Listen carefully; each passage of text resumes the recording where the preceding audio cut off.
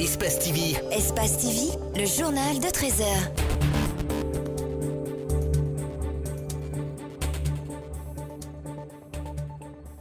Bonsoir à toutes et à tous et bienvenue dans cette édition d'information. Voici les titres. Le député Olomo Koni Kourouma vient de rejoindre officiellement le groupe parlementaire libéral-démocrate porté par l'UFDG. Jusque-là, il était parmi les non-inscrits à l'Assemblée nationale. En interactualité, au Brésil, l'afflux de Vénézuéliens qui ont fui leur pays en raison de sa profonde crise économique, politique et sociale provoque de vives tensions à Boa Vista. Les réfugiés espèrent ne pas être pris à partie par la population locale, comme cela a été le cas dans la ville de Paracaima.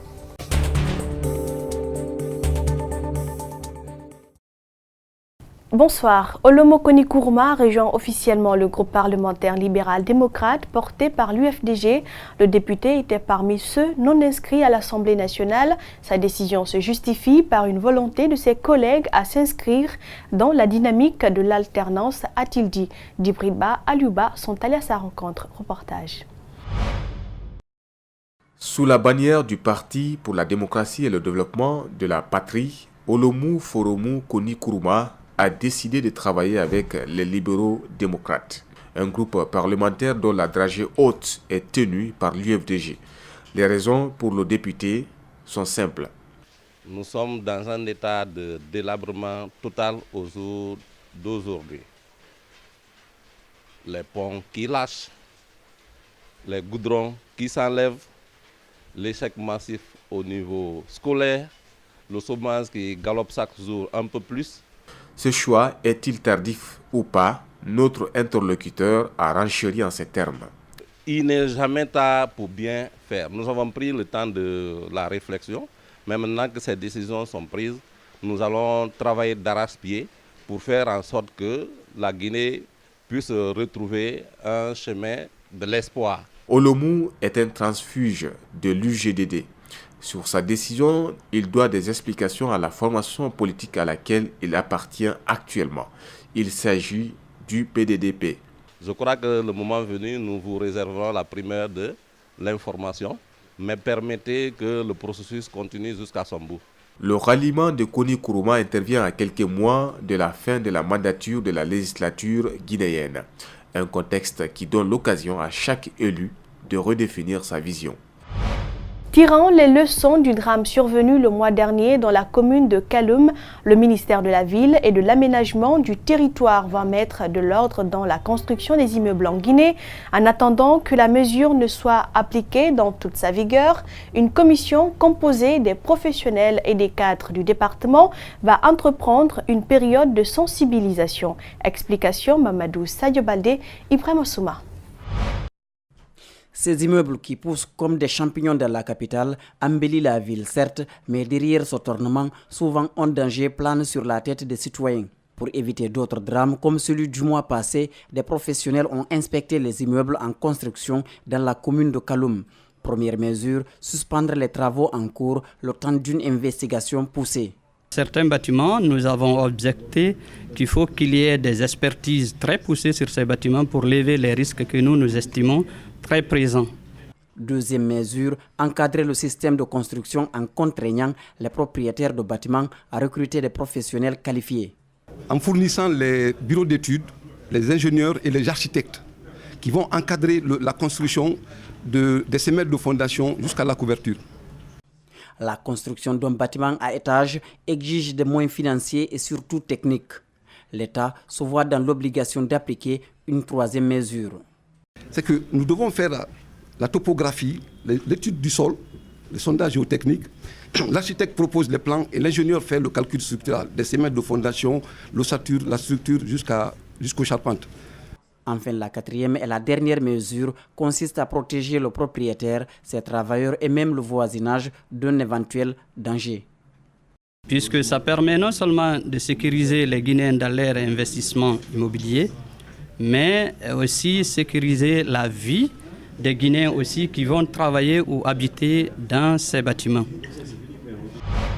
L'opposition malienne rejette les résultats de la présidentielle à l'appel des partis de l'opposition. Des milliers de personnes ont manifesté ce samedi pour s'insurger contre les résultats définitifs de la présidentielle proclamée par la Cour constitutionnelle.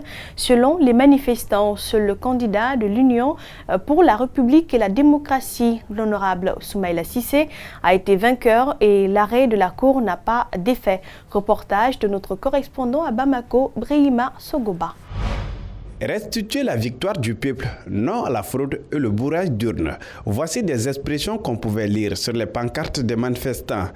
De la place de la Liberté à la Bourse du Travail en passant par le monument de l'Indépendance, les manifestants ont tout le long du trajet exprimé leur colère. Où on est là présentement, nous on ne veut pas Ibeka. On veut qu'il laisse le pouvoir parce que Soumaïla Cissé a gagné, donc ils ont truqué les élections. Donc nous on n'est pas d'accord. Nous sommes les victimes par l'État malien. Nous on supporte Soumaïla, il ne nous a pas donné l'argent. On veut notre pays. Ce n'est pas Soumaïla qui nous a donné l'argent. On supporte nos pays, on veut qu'il ne faut pas que nos pays partent dans fait. On ne veut pas ça, on ne veut pas que le sang coule Mali. Donc Ibeka n'est qu'à partir. Pour les manifestants, tous les moyens seront utilisés pour exiger les résultats qui contentent tout le monde, qu'ils soient légaux ou politiques. Comme je l'ai toujours dit, les marches pacifiques font partie d'un arsenal démocratique et politique dont nous nous réservons le droit d'user. Nous n'arrêterons jamais de marcher, nous n'arrêterons jamais de nous mobiliser tant que la dignité de notre peuple ne sera pas respectée par ces hommes aujourd'hui qui ont décidé de s'en prendre à notre démocratie. Nous n'allons jamais nous démobiliser tant que l'honneur de notre pays ne sera pas respecté. Nous n'allons jamais cesser de nous mobiliser tant que le verdict des urnes ne sera pas respecté. À l'image de cette marche de Bamako, plusieurs autres ont été organisées à l'intérieur et à l'extérieur du pays. Le nouveau pont de Kassonia, situé à Koya, sera dans les prochains jours ouvert au public et aux engins roulants. C'est du moins ce qu'annoncent les responsables de l'entreprise en charge de la construction de l'infrastructure. Cette nouvelle rassure les habitants de cette localité qui avaient toutes les peines pour la traversée de l'ancien pont en bois. Le reportage de Mamadou Boydialo et Amara Alexila. Voici le nouveau visage du pont de Kansoya. Il est composé de 2 passages piétons et un autre pour les véhicules. Sur place, les ouvriers s'attellent au dernier réglage pour la fin des travaux. Des travaux réalisés à date à 90% selon des responsables de l'entreprise en charge de la construction de l'infrastructure. On a presque 90% des travaux et Inch'Allah, dans une semaine, nous mettrons le pont à la disposition des autorités. L'ouverture prochaine de ce pont au public et aux engins roulants reconforte les riverains qui l'empruntent déjà en toute sécurité. Cette réalité vient mettre fin au calvaire qu'ils éprouvaient pour la traversée il y a quelques mois. Nous sommes vraiment satisfaits de la réalisation de ce pont, avec 2 passages piétons, un passage véhicule. Et tout est renforcé, les pliés qui nous inquiétaient, tout est vraiment renforcé. Ça va nous représenter un très bon symbole.